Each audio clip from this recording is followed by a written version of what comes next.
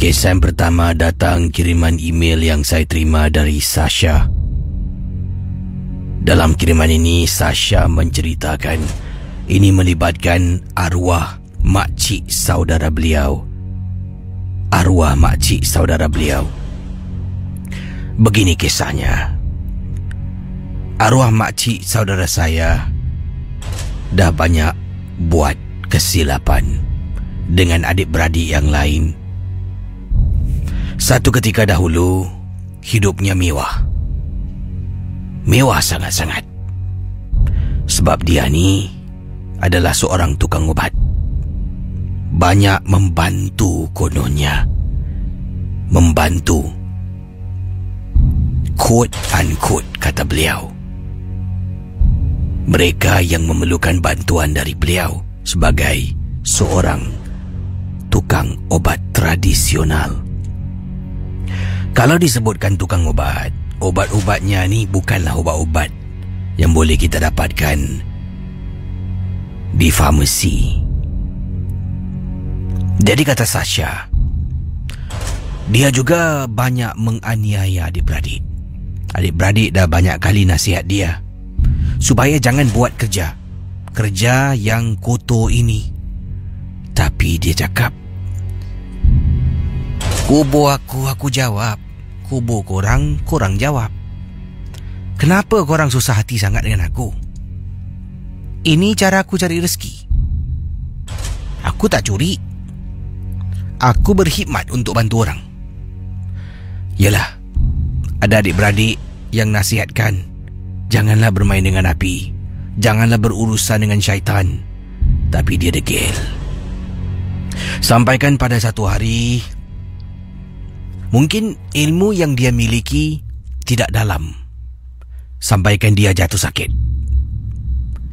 Perlahan-lahan tubuh yang gempal gebu perlahan-lahan dimamah dari dalam. Sampaikan badannya susut dan terus susut.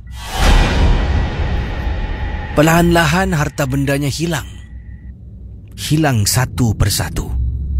Rumah pun terpaksa dijual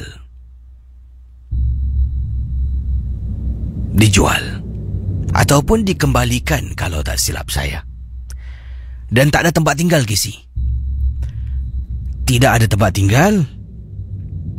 Ibu, kata Sasha, ibu saya sebagai kakak kepada makcik saya ni, mengambil dan menerima makcik tinggal bersama dengan kami. Tanggungjawab seorang kakak.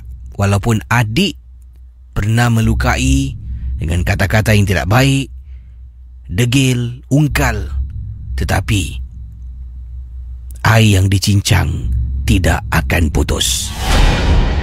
Saya dengan kakak saya, kata Sasha, tidak setuju. Malah bila ibu panggil makcik tinggal bersama dengan kami, beberapa minggu saya tidak bercakap dengan ibu saya. Saya faham itu tanggungjawabnya. Tapi dia pun ramai adik-beradik yang lain.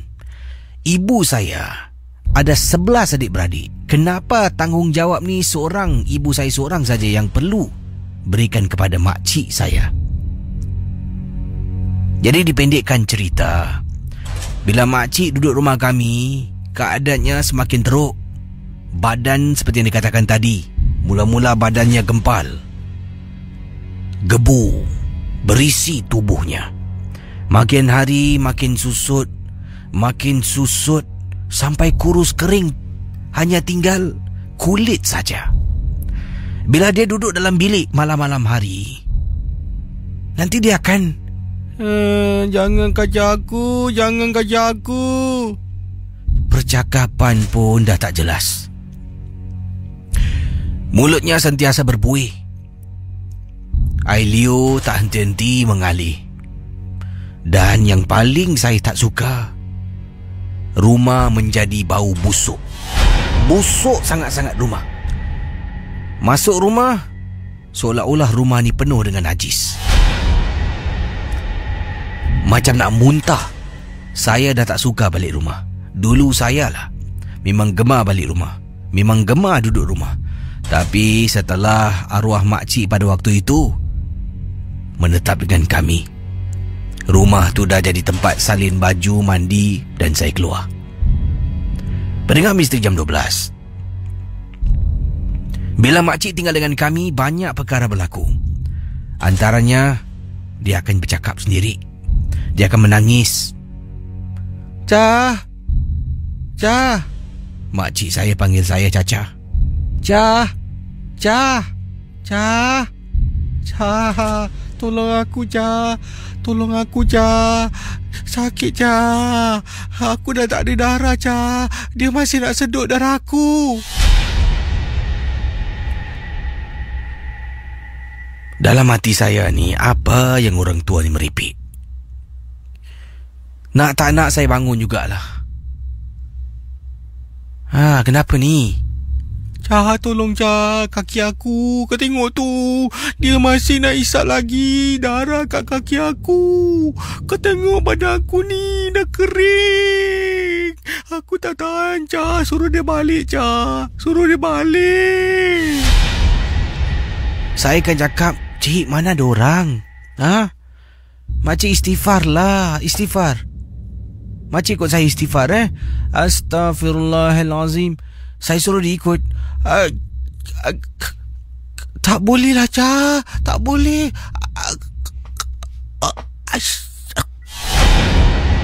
Hairan Casey. Perkataan yang begitu mudah, makcik saya tak boleh lafazkan. Mula-mula tak fikir tau yang bukan-bukan.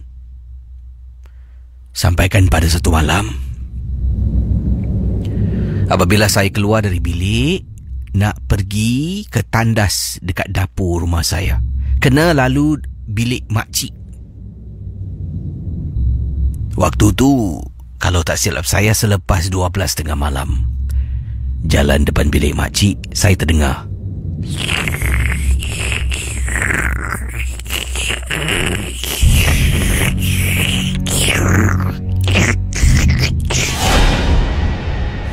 bunyi apa tu?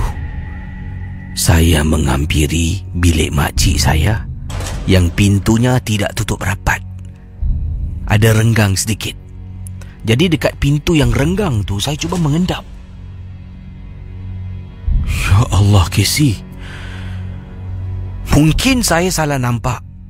Akan tetapi dekat atas katil makcik saya, kelihatan sekali pandang. Ini bukan tengok lama-lama. Saya tengok, ternampak benda yang menakutkan, terus saya pandang lain. Dalam hanya beberapa saat, saya nampak seperti ada seseorang, lidah panjang, sedang jilat-jilat.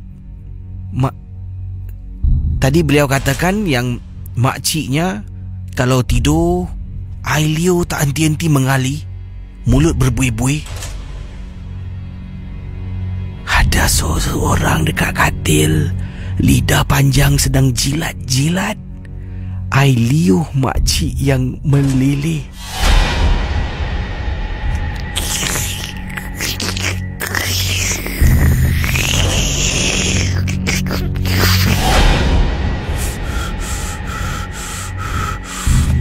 Daripada nak pergi tandas, saya batalkan niat. Saya masuk balik bilik. Bilik tidur saya kongsi dengan adik. Sebab dalam rumah ni cuma ada 3 bilik tidur. Oleh kerana makcik tinggal dengan kami, adik saya terpaksa beralah dan tidur sebilik dengan saya. Saya masuk balik dalam bilik. Masih lagi terbayang-bayang. Tak nampak wajah, tapi nampak macam ada orang sedang tunduk, rambut panjang. Nampak lidah sedang menjilat-jilat air liur makcik saya, Casey. Dipendekkan cerita, keadaan makcik saya semakin teruk. Sampaikan makcik saya meninggal dunia. Okey, saya akan bacakan kisah selanjutnya kalau tadi. Dan saudara, yang ini pula. Kalau tadi kisah makcik, makcik beliau sebelum ni mengamalkan sesuatu ilmu, dan juga katanya nak bantu orang lah, tapi ilmu tu difahamkan dalam kisah ni adik-beradik tentang. Katanya jangan buat benda ni, ini benda tak bagus, tak baik. Kubur kau jawab, kubur aku jawab. Jadi dia tak beritahu apakah sebab punca makciknya terus jatuh sakit sampaikan badannya kurus kering dan akhirnya tewas dan meninggal dunia. Jadi kisah berikut ini tentang gambar, saudara. Gambar. Ini, kalau tadi makcik, ini gambar tentang seorang ninik. Ninik saudara, bukan ninik dia, tapi ninik dia katanya di sini. Tadi makcik saudara, yang ini ninik pengirim kita. Kalau tadi kisah berlaku di Singapura, yang ini berlaku di Malaysia. Pengalaman yang diceritakan pada saya. Kita semua ada ambil gambar. Sekarang ini gambar ni jarang dicetak lah. Gambar tu selalu kita simpan dalam telefon bimbit. Tapi ini terjadi dengan gambar yang dicetak.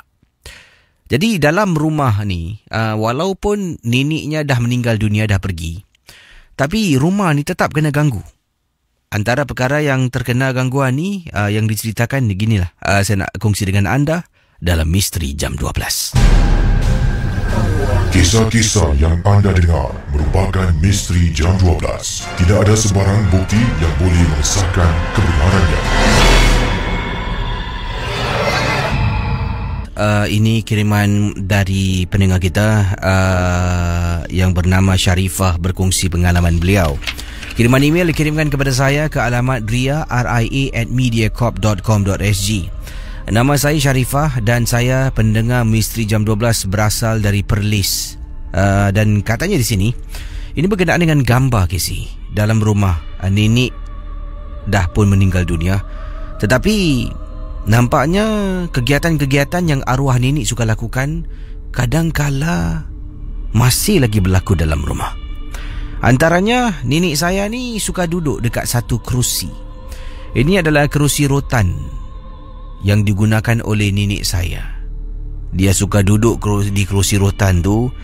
Pagi hari kadang-kadang dia duduk memandang ke arah tingkap luar rumah. Sampailah kadang-kadang ke petang dia duduk, malam nanti dia bangun tidur pun dia suka duduk dekat kerusi yang sama. Dan kerusi ni pula, kalau nenek duduk, dia akan menghasilkan bunyi rotan. Boleh kedengaran jelas dan kita kenal sangat-sangat, kata Sharifah, dengan bunyi rotan tu. Perkara yang lain, nenek saya juga ada satu radio kecil. Radio kecil ni adalah radio FM, yang mana ada butang untuk tukar-tukar saluran. Nanti kalau butang ni terlanggar sedikit, dia akan tertukar saluran yang lain. Jadi ia adalah manual radio, kata beliau ni. Radio yang manual, kena tolak cari frekuensi lah.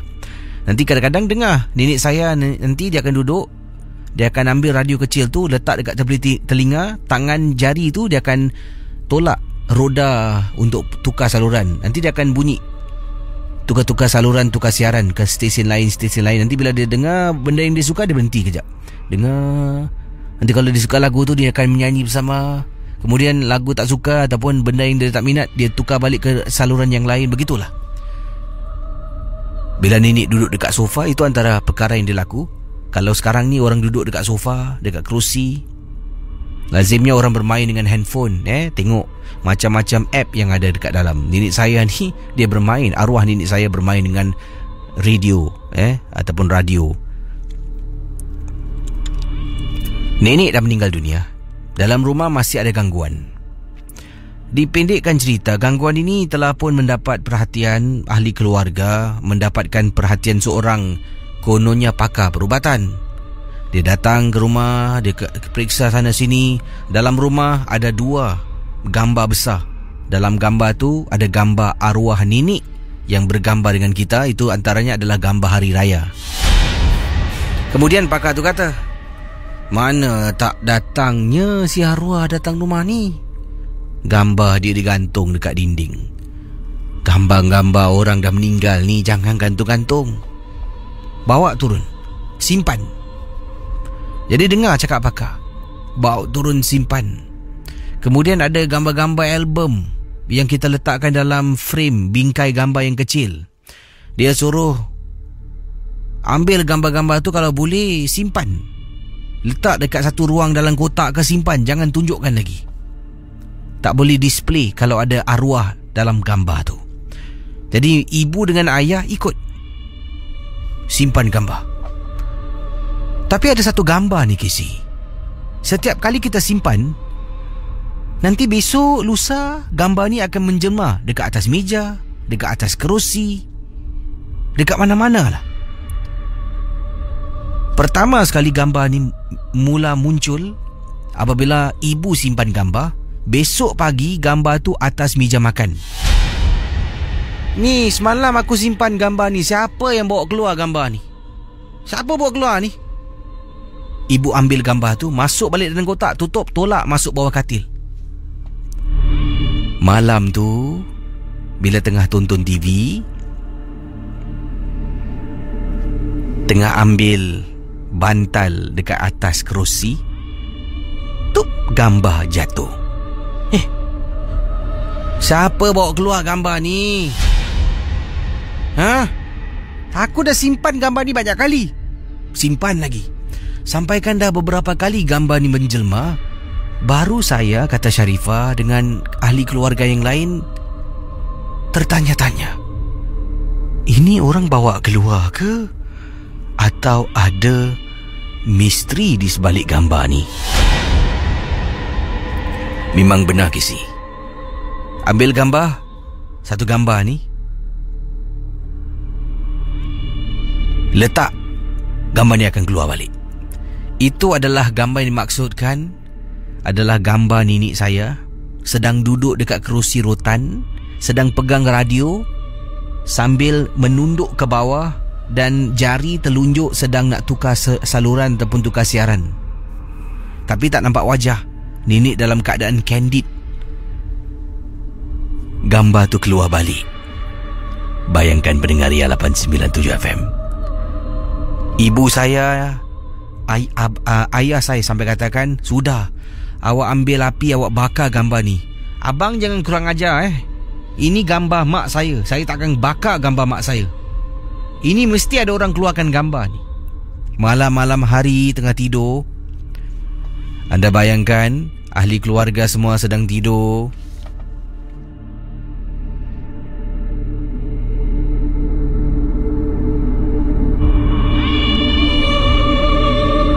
Tiba-tiba terdengar dengan jelas.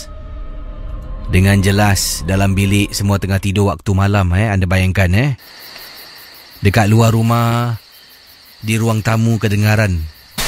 Abang dengar tak? Dengar bunyi radio arwah nenek. Seperti ada orang sedang bermain dan tukar-tukar saluran. Pendengar Ria 897 FM, Sharifah kata saya pun dengar, Casey. Ibu dengar, bapa saya dengar. Akhirnya ibu mengaku kalah. Sebenarnya ibu yang tak nak buang radio dengan kerusi dengan gambar. Jadi kerusi rotan milik arwah nenek, radio milik arwah nenek memang susah nak dipisahkan. Tapi tetap, kata pakar, apa jua milik arwah buang. Jangan simpan lagi. Terpaksa angkat kerusi rotan pada paginya, radio bawa pergi belakang rumah. Waktu tu bapa saya sedang bakar daun daripada pokok kelapa. Nak halau nyamuk, campak kerusi rotan dekat situ dan campak radio kecil nenek. Terbakar. Selepas kami bakar dua barang yang sering kali digunakan oleh arwah nenek, barulah keadaan rumah tu tenang. Kalau tidak, macam-macam gangguan berlaku. Ini berkenaan dengan seorang pemandu teksi mendapat bukan pemandu teksi, maaf, pemandu mana tadi? Ini dia. Ini dari Faisal. Katanya Faisal, saya adalah pemandu Uber yang dah pun bekerja memandu Uber ni dah hampir setahun lebih, kata beliau. Jadi setahun lebih menjadi pemandu Uber. Inilah pengalaman beliau nak kongsi sama. Katanya dia dah jumpa dengan ramai penumpang. Ada yang pendiam, ada yang suka berceluti, ada juga penumpang yang seram, Casey. Jadi apakah dimaksudkan dengan penumpang yang seram? Kita ikuti kisah dalam Misteri Jam 12. Faisal, seorang pemandu Uber, kata beliau, saya dah jumpa ramai penumpang dan ada satu penumpang ni, sampai sekarang saya masih ingat dia lagi. Dia menceritakan dalam perjalanan, dia ajak berbual, saya pun berbual lah. Saya ni kalau penumpang ajak berbual, saya memang suka. Setidak-tidaknya tak rasa bosan dan tak rasa mengantuk. Jadi dia pun ajak berbual, tiba-tiba masuk satu topik tentang nampak benda. Dia pun memberitahu saya yang dia ni boleh nampak, dia ada third eye. Saya ni sebenarnya, Casey, bila orang cakap ada third eye, tak pernah saya percaya. Orang-orang ni semua au-au, kata Faisal. Au-au tu kira banyak bunyi, tapi padahal tak ada apa benda pun.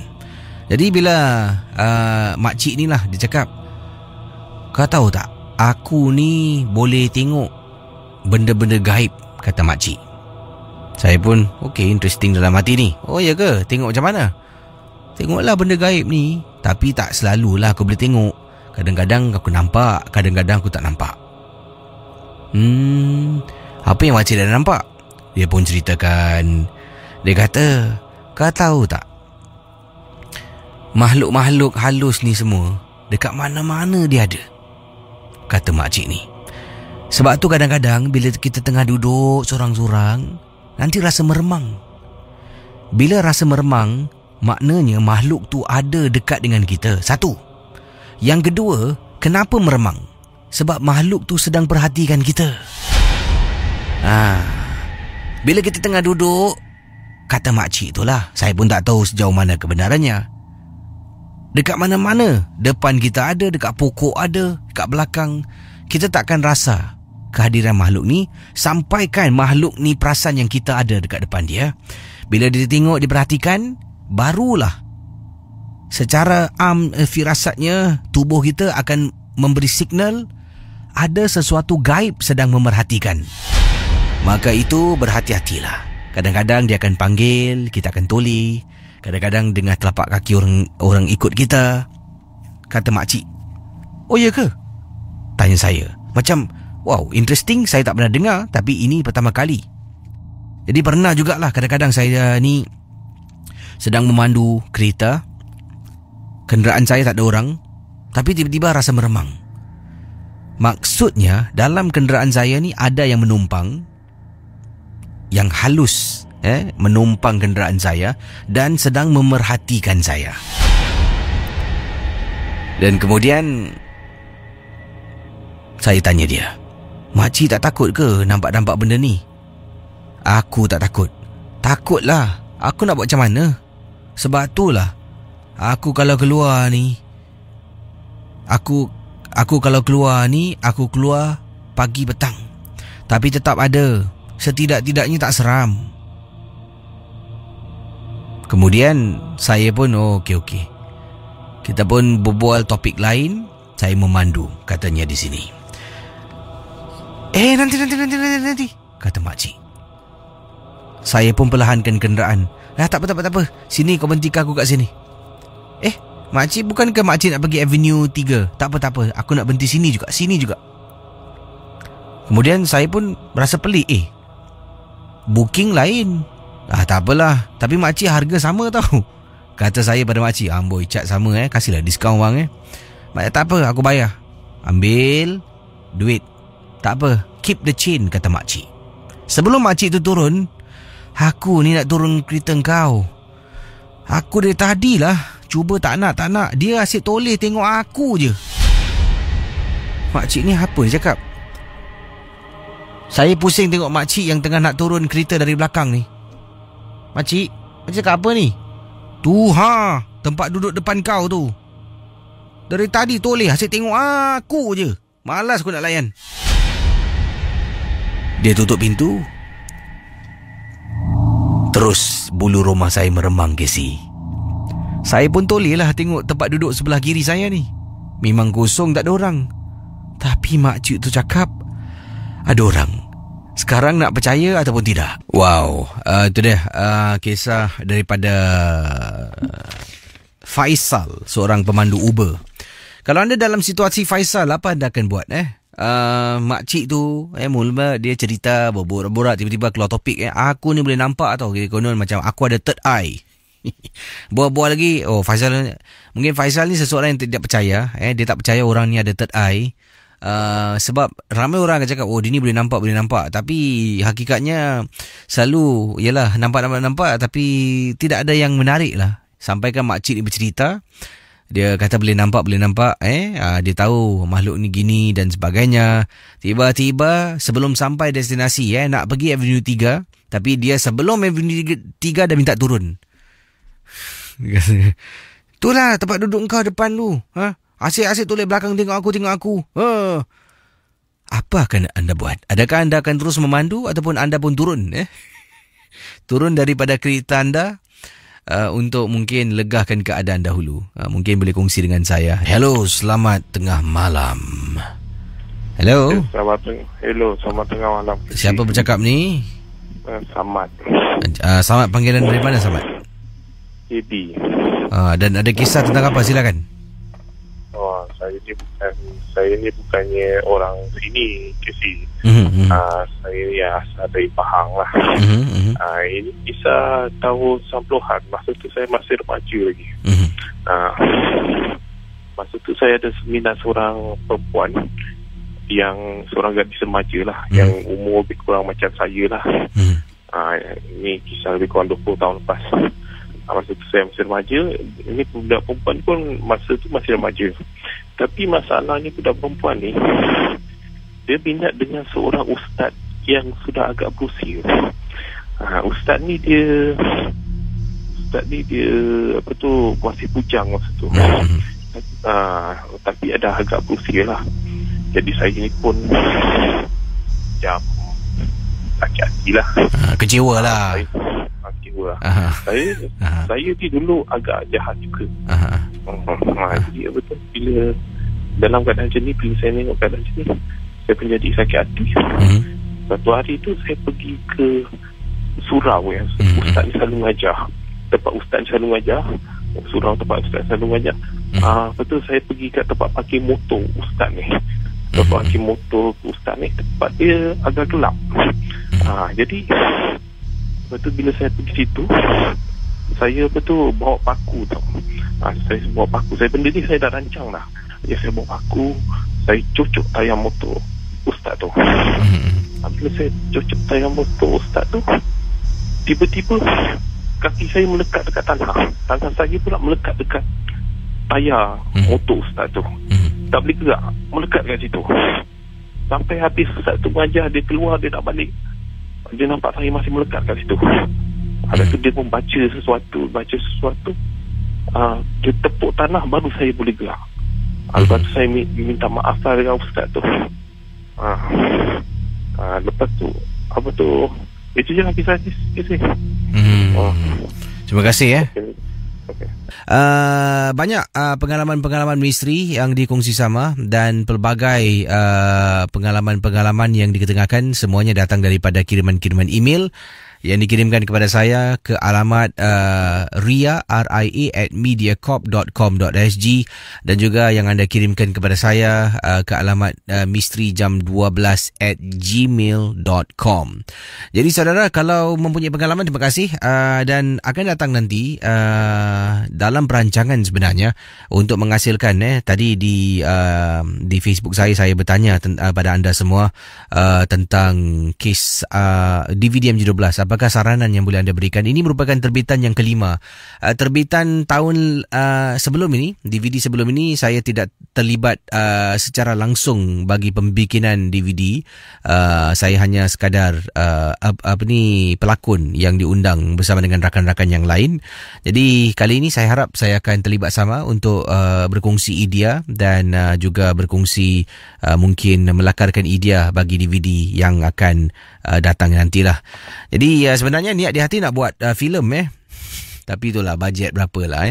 Kalau mungkin ada Datuk-Datuk Seri datin-datin ke yang sedang mendengar kalau nak tajam je 12 main DVD, mengapa tidak buat satu filem filem Misteri Jam 12. Pelakon Misteri Jam 12 kalau dari Singapura, pelakon ni dari Singapura, saya rasa saya nak panggil siapa mungkin yang mungkin kita tengok nanti ada bakat-bakat Singapura. Dari Malaysia, kalau jadi hantu siapa? Aida Jebat. Wow, Aida Jebat jadi hantu macam mana agaknya filem tu jadi nanti. Jadi terima kasih sekali lagi, dan insyaAllah kalau tidak pun saya akan hasilkan DVD lah, sebabnya bajetnya memang sesuai untuk menghasilkan DVD. Jadi DVD tu adakah ia mengandungi kisah pendek sebanyak 3 kisah pendek ataupun 1 kisah pendek dijadikan satu cerita yang lebih panjang lagi lah. Tapi saya rasa 2-3 kisah tu lebih menarik lah. Baik, kalau ada kisah misteri anda boleh hubungi saya, dan terima kasih pada anda yang sedang mendengar dan juga menonton Facebook Live. Tapi kalau yang menonton Facebook Live, anda tidak akan dengar sound effect sebabnya semua sound effect ni akan mati bila saya hidupkan mikrofon saya. Jadi memang tak dapat dengar, hanya dapat dengar suara saya yang membaca kisah-kisah misteri dalam Misteri Jam 12 di Ria 897 FM. Jadi kalau sudah bersedia, saya akan berada di live Facebook di Facebook DJKC untuk lebih kurang lagi 10 minit sebelum saya matikan live Facebook ni, live feed ni, dan kita akan mulakan kisah yang pertama dengan pemanggil kita sebentar nanti dalam Misteri Jam 12. Baik, selamat tengah malam kepada semua pendengar Misteri Jam 12. Yang ini kisah yang ingin saya bacakan kepada anda semua. Pengalaman yang diceritakan datangnya daripada Nur Azura Sulaiman. Katanya Nur Azura, Casey, peristiwa ini berlaku dalam ketika saya sedang berbadan 2. Ini merupakan anak yang pertama dalam keluarga. Saya mempunyai keluarga yang agak besar, tapi saya adalah anak sulung. Dan apa yang berlaku ni setelah kami berumah tangga, saya dengan suami berpindah secepat mungkin, sebabnya suami dengan saya tidak boleh tinggal di rumah saya. Adik-beradik yang ramai, rumah yang kecil. Begitu juga dengan suami saya, lebih selesa untuk tinggal di rumah sendiri. Jadi sebelum rumah tangga, kami berusaha untuk mendapatkan sebuah rumah.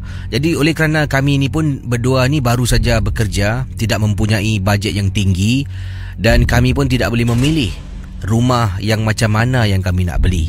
Yang mana murah ikut bajet kami, itulah rumah yang kami pilih. Jadi sebelum kami mendirikan mahligai ataupun bernikah, katanya Azura, saya dengan suami telah pun pergi house hunting, mencari rumah. Sebagai tunang ni kami cari rumah, dan akhirnya jumpa sebuah rumah ni yang tidak mempunyai bayaran COV yang tinggi. Pada waktu itu bila kami beli rumah, dia memerlukan COV lah, cash on valuation. Jadi ia hanya memerlukan COV. Bayangkan kasi, pada waktu itu hanya $2,000 owner tu minta. Sebabnya nak cepat. Katanya kalau tak nak, orang lain akan sapu rumah tu. Rumah tu pun sebenarnya saya tak berkenan. Suami saya pun okey lah, boleh jugalah dari tak ada, kata Azura. Akhirnya kami mengambil rumah tersebut. Rumah ni adalah rumah tingkat rendah. Rumah saya di tingkat 4. Dan rumah saya ni juga sekeliling rumah saya tidak ada sebarang kemudahan, dan rumah saya ni kawasannya agak sunyi dan rumahnya agak gelap, sebab bahagian tingkap rumah ni ditutup daripada cahaya matahari masuk ke dalam rumah sebab ada pokok yang besar. Akhirnya kami berpindah setelah kami bernikah. Secepat mungkin terus pindah dekat rumah baru. Dan mak saya banyak kali kata, rumah kau dah sima belum? Daripada kami dapat kunci rumah, sampailah majlis nikah, kami berumah tangga, kemudian pindah, sampaikan saya terlupa yang rumah tu belum lagi disema. Jadi kami pun pindah, saya dengan suami pindah, dan akhirnya duduk di rumah tu setelah beberapa bulan berumah tangga. Alhamdulillah, saya pun terima berita paling baik, iaitu saya hamil anak yang pertama. Jadi apa yang berlaku, rumah ni memang jauh daripada rumah ibu saya. Saya ni ibu saya menetap dekat kawasan Tampines. Saya mendapat rumah yang agak jauh di kawasan Sembawang. Jadi katanya di sini, bila saya menerima berita tu, saya memberitahu ibu saya pun kata, kau nak tak mak tinggal dengan kau, jaga kau ni hamil, ni cucu aku yang pertama, kena jaga betul-betul, rumah kau tu pun sunyi.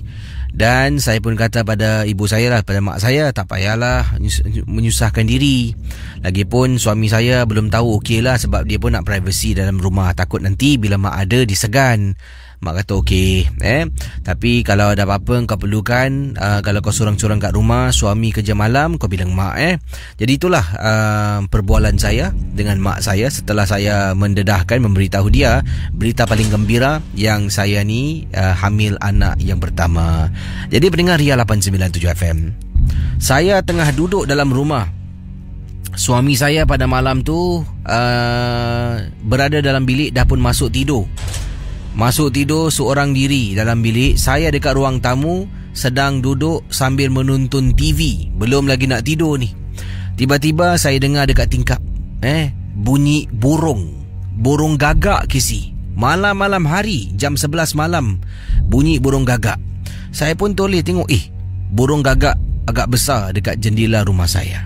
Saya pun tak indahkan lah. Kemudian yang paling menakutkan, hanya dalam beberapa saat mula-mula dengar bunyi burung gagak dekat tingkap dapur. Tiba-tiba saya dengar bunyi burung gagak. Saya toleh belakang, burung gagak tu berada di atas meja makan dalam rumah saya. Saya terpekik. Saya panggil suami yang dalam bilik keluar. Bila keluar, tengok burung gagak tu dah tak ada. Suami pun cakap, awak betul burung gagak masuk dalam rumah? Betul bang, saya nampak. Kemudian suami tunjuk pada saya, ini pagar ni takkan dia boleh masuk, lubang-lubang ni kecil tau. Tak ya juga ke si, rumah saya ada pagar jenis yang lubangnya memang kecil sangat-sangat dan susah burung gagak tu nak tembus. Tapi bagaimana burung gagak tu boleh masuk? Jadi akhirnya saya pun kata pada suami, tak apa bang, abang kita tidur, minta maaf. Dan sekali lagi, bila suami saya sedang tidur, burung tu datang lagi ke si, dekat tingkap dapur. Kali ini dekat luar, sedang berdiri dekat atas galah di luar tingkap dapur rumah saya. Saya pun bangun. Saya pergi dekat dapur, ada penyapu lidi. Saya pergi dekat tingkap dan kemudian gunakan penyapu lidi untuk menghalau burung gagak tu daripada tingkap dapur rumah saya. Kemudian saya tutup tingkap dapur, masuk bilik, saya tidur. Sampai keesokan pagi, suami bangun untuk ke kerja, saya duduk rumah seorang diri. Jadi suami saya ni, kata Azurash, bertugas mengikut shift. Ada kalanya dia shift pagi, ada kalanya dia shift malam. Jadi apa yang berlaku, apabila suami saya bekerja malam pula, itu masalah mula timbul.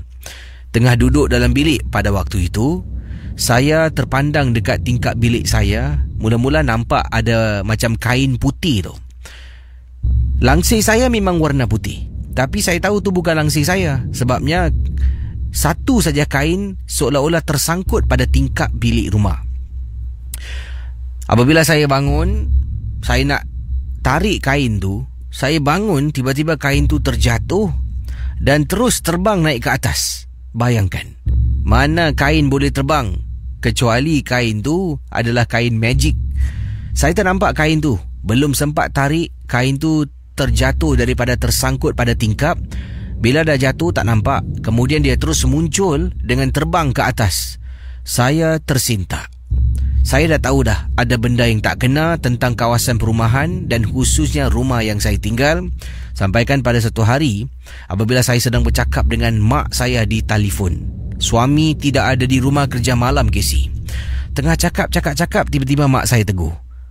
Rumah kau tu apa bunyi TV Cerita apa kau tengok tu? Cerita apa? Tak adalah, ini tengah iklan lah. Oh, iklan apa tu? Tukarlah. Ganggu sangat. Aku dengar dari tadi ada orang nangis saja. iklan yang saya tengok di kaca TV tak ada kena-mengena pun dengan orang nangis, kata Azura. Jadi saya tanya pada ibu saya, pada mak saya, orang nangis? Mana ada orang nangis, mak? Aku dengar dari tadi orang nangis. Sekejap kuat, sekejap pelan, sekejap kuat, sekejap pelan. Engkau tutuplah TV tu. Susah betul aku nak berbual dengan kau. Saya pun perlahankan suara TV, tapi TV tu tetap menyala. Pendengar Misteri Jam 12, saya sedang bercakap, mak pun tanya saya macam mana, bagus, sihat, anak tu gedebak-gedebuk dan sebagainya. Saya pendekkan cerita. Tiba-tiba mak saya kata, Azura, kau tunggu sekejap mak nak on the way datang rumah kau sekarang. Hah? Buat apa, mak? Kau tunggu, mak on the way nak datang. Mak saya terus letak telefon. Casey, saya telefon mak saya berkali-kali, mak saya tak jawab. Telefon tak jawab. Telefon rumah, handphone pun tak jawab. Akhirnya mak saya sampai. Dalam lebih kurang 1 jam lah, nak dekat 1 jam mak saya sampai. Rumah saya di Sembawang. Saya buka pintu. Mak, Afsal mak, tergubuk apa? Zura, boleh tak kalau Zura malam ni Zura ikut mak balik sekejap? Saya masih terpinga-pinga dan tertanya-tanya. Kenapa Zura jangan banyak soal. Zura siapkan baju dulu, pakaian dulu. Zura ikut mak. Saya dah siapkan pakaian semua. Saya pun telefon suami, bang, malam ni saya pergi rumah mak mak ajaklah ni mak kat rumah ni. Mak kat rumah? Tak beritahu abang? Tak, mak tiba-tiba muncul. Yelah. Saya pun keluar rumah, sampai dekat bawah dalam kereta dengan ayah dengan mak. Zura, tadi kan mak berbual dengan kau dekat telefon. Kan mak tanya siapa nangis. Kau cakap bukan TV. Mak masih dengar lagi orang menangis. Lepas tu mak dengar suara orang ketawa dekat belakang kau. Mak nak tanya kau, Zura, rumah yang kau beli ni, kau dah sewa belum? Saya terdiam. Belum sewa kan? Tak apa. Malam ni kau tinggal dengan aku. Besok pagi kau ikut aku. Kita jumpa ustaz. Bawa ustaz pergi rumah kau, bacakan sedikit doa, bersihkan rumah tu. Aku tadi bila masuk rumah kau tahu aku nampak apa tak? Aku nampak ada perempuan merangkak masuk dalam bilik. Saya terdiam, Casey. Kemudian saya marah mak saya. Mak ni buat cerita lah. Saya ni tengah hamil tau. Cerita yang bukan-bukan pula. Lebih baik aku takut kau sekarang daripada nanti bila kau dekat rumah sorang-sorang, kau ternampak benda tu, kau pingsan, kau terjatuh, menyusahkan diri kau dengan kesian cucu aku dalam perut tu. Rumah kau tu ada benda yang tak kena, Zura. Besok aku tak kisah. Kau ikut aku. Kita bawa ustaz pergi rumah kau. Suami kau nak marah ke nak apa, itu belakang cerita. Saya ikut kata mak saya. Sememangnya kisi rumah tu memang sangat ada sesuatu yang dah menghuni dalam rumah tu yang agak lama. Memakan masa, waktu yang lama untuk bersihkan rumah. Sema memang sema, baca doa memang baca, tapi benda tu masih berada dalam rumah. Setelah beberapa kali ustaz datang, barulah keadaan rumah semakin baik, dan barulah saya boleh tinggal dalam rumah tu tanpa sebarang gangguan.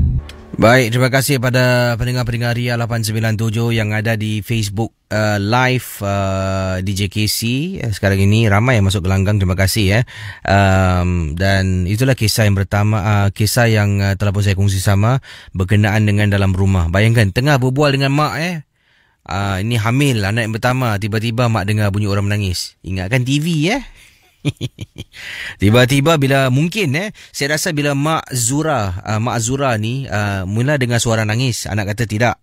Kemudian bila dia terdengar suara orang ketawa macam sesuatu tak kena, dia kata ni cannot, Ni kalau aku cakap anak aku mesti degil, aku datang juga. Tak kisah, kau nak marah-marah lah. Nampak reaksi seorang mak yang sayangkan anak dan juga yang sangat sayangkan cucu. Kekuatan nenek tu. Walaupun cucu belum dilahirkan, dia sayang dekat cucu. Luar biasa. Terima kasih pada anda yang sedang memantau Facebook DJ KC. Saya undurkan diri di Facebook. Dan sedikit sebanyak anda dah tahulah macam mana live. Sebenarnya ada banyak lagi saya boleh buat ketika live ni. Tapi oleh kerana memang masa tidak mengizinkan, saya akan terus ke udara. Anda boleh hubungi saya 669-11897. Saya jumpa anda dalam Misteri Jam 12. Ini kiriman saya terima datang daripada Kak Nurmah ataupun Wak Nurmah katanya, KC.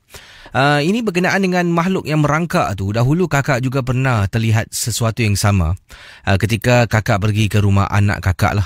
Mereka ni juga baru berpindah pada waktu itu, tapi bukan rumah resale. Mereka membeli rumah BTO. Bila datang rumah tu, belum lagi menetap dalam rumah tu, kami ke sana untuk melihatlah. Setelah mendapat kunci, anak pun ajak. Jadi bila masuk dalam rumah tu, anak menantu lelaki dengan anak kakak ni, mereka terus masuk ke master bedroom. Kakak ni pula sebagai orang tua ni, kita tengok dapur. Kecilnya dapur rumah baru. Jadi apa yang berlaku, sedang kakak diri tengok dapur ni, cakap-cakap dengan suami lah. Dapur kecil ni bang, macam mana lah nak letak kabinet kat mana dan sebagainya. Tiba-tiba kakak toleh. Kakak nampak macam ada orang merangkak tu, Gisi. Merangkak masuk dekat kawasan laluan koridor nak masuk bilik-bilik tu. Jadi kakak tulis, rasa macam nampak orang. Takkah orang merangkak dalam rumah ni? Kucing agaknya. Waktu tu memang dah agak nak dekat masuk waktu maghrib. Dah pukul 6 lebih petang. Jadi kakak pun dengan segera pergi bilik sebelah, buka pintu, pergi tandas buka pintu. Kemudian kakak tanya anak kakak, kau nampak tadi ada kucing masuk tak? Kucing? Mana ada kucing? Entah, mak nampak ada benda merangkak masuk kat dalam ni. Anak saya, mak, sukalah tegur-tegur. Saya terus diam, Casey.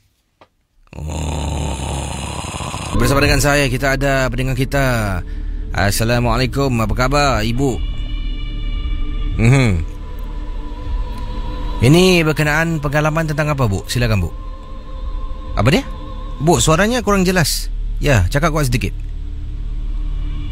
Tak dengar, Bu. Hello? Hello? Yang ini kiriman daripada Safura Muhammad. Safura. Ni dah masuk panggilan kita. Hello, selamat pagi. Hello, selamat pagi. Siapa tu? Nama saya Adam. Adam, ada pengalaman tentang apa? Silakan. Apa tu? Empap. Apa dia? Saya pernah kena empap kat atas katil.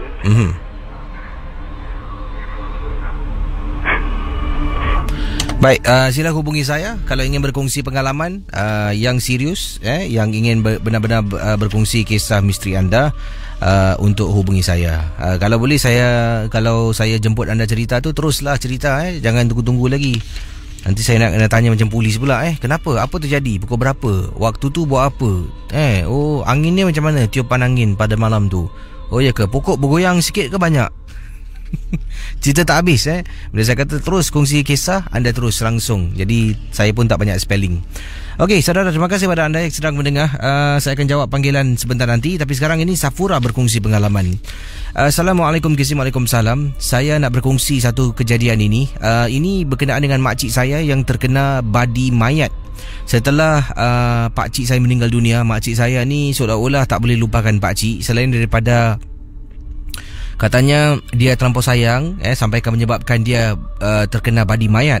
Jadi malam tu juga kita telah pun mendapatkan makcik saya, satu lagi makcik ni telah pun mendapatkan bantuan seorang pakar perubatan.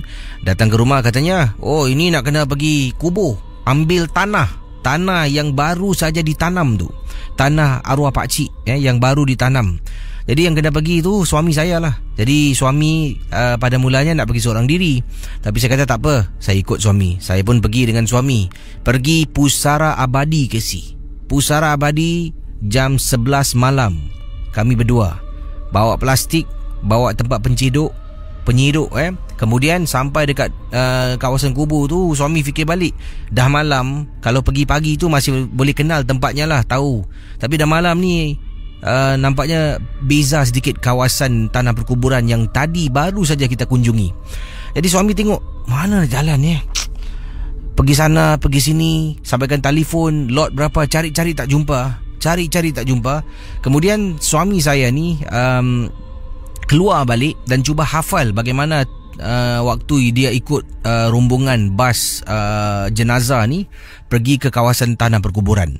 Saya ketika menghantar jenazah, saya tidak ikut. Jadi suami cuba ingat balik, suami jalan, akhirnya jumpa kubur arwah suami makcik saya ni. Suami pun keluar dengan saya. Kita pun ke ke kubur yang katanya di sini, yang mana kita perlu ambil tanah daripada kubur tu. Sedang suami menggunakan penyeduk untuk ceduk sedikit tanah masuk ke dalam beg plastik yang kita bawa bersama. Saya terperasan lebih kurang dalam 3-4 kubur jauh daripada kubur arwah ni, ada orang dekat situ juga. Dia tengah duduk, kemudian memandang ke arah kubur. Saya pun rasa mungkin tak pelik lah, sebab kalau kita berdua suami isteri boleh masuk kubur malam-malam hari untuk ambil tanah, apakah pula orang yang datang untuk menziarahi kubur waktu malam. Tapi yang rasa peliknya, dia seorang diri. Berani betul, saya kata dalam hatilah orang ni. Jadi dah cukup tanah tu, kita pun angkat kaki jalan. Sedang jalan beberapa tapak, saya tergerak hati untuk toleh. Orang yang berada dekat depan kubur tu yang saya nampak awal tadi, tiba-tiba hilang dari pandangan. Kata Safura. Kemudian tak apa, suami dengan saya pun masuk dalam kenderaan, hidupkan enjin dan nak keluar dari kawasan tu. Kali ni pusing tak boleh keluar kisi. Belok sana, belok sini, sampaikan kita termasuk dekat kawasan tapak tanah perkuburan Cina. Bayangkan, daripada kubur Islam, belok sampai masuk kubur Cina kisi. Kemudian suami henti seketika. Saya dah takut, suami pun naik risau. Dan apa yang berlaku, suami saya cuba baca beberapa surah dan kemudian putarkan CD surah-surah suci. Baru suami mula memandu. Alhamdulillah akhirnya dapat keluar. Bukan main senang kesi nak keluar. Jalan terus, dah dapat jalan raya utama kesi. Akhirnya kita pulang ke rumah. Dan itulah pengalaman yang dialami oleh Safura ketika berada di tapak tanah perkuburan di Pusara Abadi. Okey, 66911897. Hello, selamat pagi. Halo, Kesey, apa kabar? Assalamualaikum. Waalaikumsalam. Ya, Pak Radin, silakan. Ya, ada kronik kes ya. Silakan. Ini Pak Radin nak cerita. Ada dua lah, tapi Pak Radin singkat pasal time dah short. Pak Radin cerita yang kisah yang paling sedih. Dia Pak Radin cakap ikhlas. Ada rumah Kesey. Kerana rumah ni, tuan rumah ni selalu buat amal jariah. Padahal ini terjadi betul Kesey. Ini sebenarnya ada satu pemuda sakit jiwa Kesey. Dia sering kadang-kadang orang kata ketuk pintu rumah orang ni. Dan malam-malam kadang-kadang selalu dia rambut tak terurus, kesian. Apa tau, dia nanti akan ketuk. Dan dia tak berbual Kesey. Kadang-kadang dia berbual, tapi selalu dia berbual sikit je. Tapi dalam apa tau, bila dia buka, orang tahulah, orang kata dia buat ni. Kerana orang kasih dia nasi Kesey, nanti dia lari bawah blok. Nanti kadang-kadang ada waktu orang kasih dia duit, tapi dia tak berbual, dia ketuk pintu. Jadi kadang-kadang Kesey, kita ingat satu orang yang dah tak sioman Kesey, mereka jarang berkomunikasi. Tapi tanpa kita apabila kita membuat satu charity, sedangkan binatang sendiri, cuba Kesey kalau kasih kucing ke bawah blok hari-hari, kesian lah kucing. Kan ada masa kucing datang tengok kita, alamak sedih betul lah. Kan dia tengok, dia kenal orang yang berbaik. Apakah lagi seorang hamba Allah manusia wa'imah, walaupun dia sakit jiwa, walaupun dia orang kata kirakan tidak berakal lagi, dia tak sioman. Jadi ini keluarga ni sering kasih. Dan mak dia pernah cakap, kalau orang kata orang sakit jiwa tu datang, kasihlah duit ke apa. Orang kata, jadi setiap malam dia akan ketuk Kesey. Dan kadang-kadang dia, jadi orang kasih, tapi dia bagus, dia dalam golongan orang yang kurang sioman, tapi dia tak pernah mengganggu Kesey. Silent punya mental problem ni orang Kesey. Mr. Cool punya mental problem lah. Jadi apa terjadi, orang ketikirkan yang paling sedih Kesey, apa tahu, setiap malam dia akan datang, dia akan jadi kita tak boleh marah kan, orang dah tentu dah tak betul Kesey. Habis macam mana nak marah, orang kata kirakan. Jadi kadang-kadang dia ketuk tu agak kuat kan. Selagi orang tak buka pintu, dia ketuk kuat. Jadi dia mengganggu jiran je sih. But you can't blame. It is unsound mind of human being. Itu pasal dalam police regulation, apa orang sakit jiwa tak ada offense when they committed anything, you see. And an offense is not committed by a person of unsound mind. Paling tinggi diorang kasih dia hantar Woodbridge Hospital aja. Jadi Pak Radin kasih tahu. Jadi bila jiran tu kadang-kadang marah lah. Di bidang jiran sebelah cakap paginya lah cakap, Azia marah Encik saya berjiran dengan awak. Tapi orang kata kadang-kadang awak asyik layan orang gila tu pasal. Kerana apa? Dia ketuk pintu kadang kuat. Bila awak tak buka selagi tu dia akan ketuk. Ketuk dia tu bukan macam orang knock the door. Malam kan sounds of the voice is very hypersensitive kan. Even kalau orang batik pun kita dengar duduk dalam rumah. Yang orang batuk dekat luar pun kita boleh dengar kan. Habis kadang laki bini orang kata nak mengilai ke, nak .com, orang kata kirakan nak bergurau senda kata mengilai-ngilai pun orang dengar. Kalau baby merengek pun orang boleh dengar kan sih. Allah sayang baby. Jadi apa tahu? Dia dah ketuk jadi menjejas jiran. Tapi ini jiran yang ada apa tahu. Mungkin diorang jiran suka privacy. Tapi setiap kali orang kata kira-kira dia ketuk, tapi akhirnya diorang ada bit of communication lah. Diorang ada kasih yang boleh jiran yang baik, orang boleh bertolak ansur. Bilang tu terang, jiran tu terang lah. Dia cakap sebenarnya orang ni sakit jiwa, kita biasa kasih dia makan. Jadi hari-hari pula dia datang cari makan kat sini. Alamak sedih betul lah. Jadi apa terjadi? Orang kata kirakan, tapi dia jarang berbual ke si orang sakit jiwa ni. Ini terjadi chronic case yang Pak Din nak cerita sebenarnya. Kesian kan Cik Pak Din cakap kan. Sedangkan haiwan, kalau kita sering memberi makan ke, kita sering gini, kadang-kadang kita lalu dia lari, kesian, dia merengek, kadang-kadang dekat kita dia kejar. Kita nombor satu kucing lah. Ini Pak Din cerita, selang berapa hari orang kata kirakan, dia dah tak datang lagi ke si. Tapi orang rasa tenang lah. Tapi dalam seminggu 3-4 hari dia datang. Ini yang paling kronik ke si. Dia selalu bila dia ketuk sekarang, orang kata kirakan dia akan ketuk kuat ke si. Dia akan ketuk kuat. Tapi kali ni bila dia ketuk, orang buka pintu, dia tak berbual langsung dalam keadaan tak durus diri. Orang kasih dia macam termenung, tapi dia ambil makanan tu. Tapi orang tu lepas dia ambil makanan tu, mana dia pergi? Terus hilang. 3 malam dia pergi hilang. Sekali ada satu hamba Allah tu kenal pada jiran yang selalu kasih makan. Awak tahu tak, orang yang sakit jiwa tu sebenarnya dah tak ada tau dalam sebulan lebih. Rupanya dia dah kembali ke sini, dia dah meninggal. Jadi siapakah insan yang mendatang tu yang telah mengundang untuk dia orang kata mengetuk pintu si fulan atau ke rumah orang jiran yang sering kasih makan. Lepas tu Casey, tak dalam terjadilah satu sedih Casey tengok kalau kita ni terlampau baik orang meninggal, tengok orang sakit jiwa Casey, kerana kita berbudi dengan dia dah tak ada pun, Karin dia masih juga mengetuk pintu tapi tak nampak orang dia Casey. Jadi hanya nampak 2-3 kali wajah dia tu, tapi rupanya yang ketuk pintu tu nak minta makan tak berdiam aja, rupanya adalah Karin dia. Si arwahnya. Alamak sedih betul. Kau tengok sampai kau dah tak ada pun kau minta orang makan. Alamak sedihnya soul kau. Jadi apa terjadi? Dia tiap malam dia akan ketuk Casey, tapi orang tak ada. Jadi lepas tu bila jiran tu dah cakap, dia teringat, jangan buka pintu nak. Orang kata orang yang selalu ketuk pintu kita tu dah tak ada lah. Orang kata habis mak tiap malam ni berbunyi lagi, ada je ketuk pintu. Kadang-kadang tok genap dah buka. Dia tak ada. Dia kadang-kadang pukul 10, 11, 12 malam. Dan akhirnya terjadilah satu apa tahu, gangguan dari Karin roh. Orang kata arwah yang sakit jiwa, yang sampai dia dah kembali ke hayatnya, menutup matanya pun rohani dia, Karin dia tetap bermain, berkunjung ke rumah tu, seolah-olah meminta makan dan meminta duit ke si. Alamak sedih betul lah. Kalau macam nak menangis aku. Jadi apa nak buat? Orang kata dia siap malam. Jadi dia minta kasih tahu dengan Pak Radin, dan dia kasih tahu dengan jiran. Dan jiran pun dia cakap, actually you know something or not, jiran dia ni apa tak kasi, seorang yang baik lah. Dia kata, dia cakap kita, saya selalu dengar juga, tapi tak nampak orang saya mengendap. Tak nampak pula yang orang tu, yang sakit jiwa tu. Dia cakap sebenarnya dia kasih tahu dengan jiran, actually it's normal lah. I think there's something, the unseen force yang menyamar Karin dia ke apa, yang mengganggu ketukan pintu tu. Itu pasal Casey, orang kata tengok manusia kalau berbudi, walaupun orang kata orang dah tak ada, rohani dia datang juga mencari ke si. Alamak, betul. Inilah satu-satu keanehan budi bicara atau budi amal jariah kita. Orang tu rupanya si meninggal ni akan bawa hingga ke mati, tapi datang pula hadir sebagai seorang karin.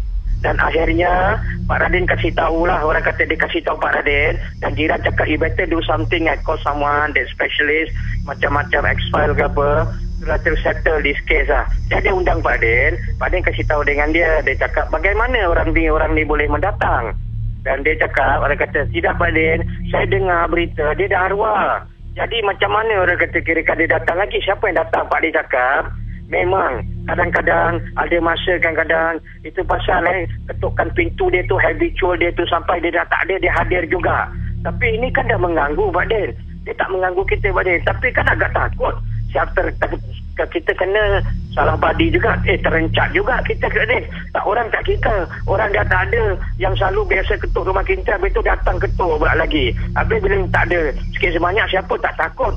Tapi Pak Din cakap okey lah, Pak Din buat sesuatu. Dan akhirnya Pak Din telah pun apa tahu orang kata bikin sesuatu pancana lah, agar supaya orang kata Pak Din cakap satu je, kalau 1-2 hari ni dia ada ketuk lagi, you all just ignore.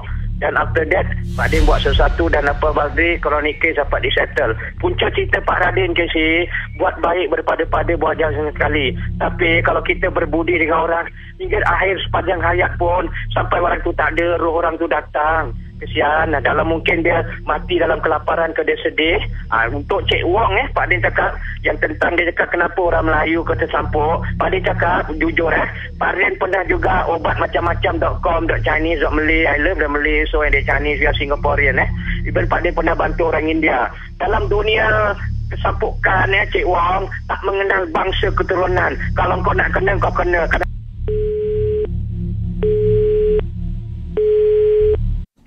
Saudara, nampaknya dah sampai penghujung rancangan Misteri Jam 12. Saya harus undurkan diri. Jumpa anda minggu depan. Tapi minggu depan nanti bermula hari Rabu. Kalau tak silap saya dah mula sibuk. Jadi kemungkinan Misteri Jam 12 waktu malam akan ada siarangan ulangan. Kemungkinan lah. Sebabnya sibuk untuk anugerah Planet Muzik. Nak jemput artis. Nak hantar artis sana sini. Biasalah. Ini adalah tanggungjawab ya.